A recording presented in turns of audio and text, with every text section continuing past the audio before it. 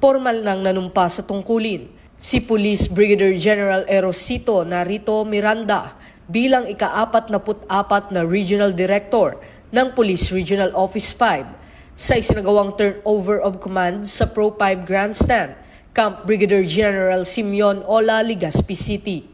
Pinangunahan ng seremonya ni Police Lieutenant General Edgar Alan Ocubo, the Deputy Chief PNP for Operations, bilang presiding officer.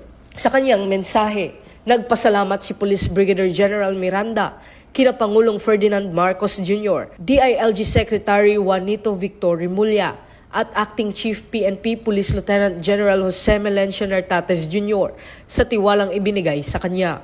Hinimok din niya ang mga tauhan ng Pro 5 na magkaisa sa pagsusulong ng kapayapaan, kaayusan at kaligtasan sa rehiyon ng Bicol. Pinalitan niya sa pwesto si Police Brigadier General Nestor Babagay Jr. na ngayon ay itinalaga bilang Deputy Director ng DIDM. Sa bagong pamumuno ni Police Brigadier General Miranda, inaasahan ang mas pinaigting na disiplina at mas matibay na serbisyo para sa mamamayan ng Bicol. Ito ang bagong PNP para sa bagong Pilipinas, serbisyong mabilis, tapat at nararamdaman.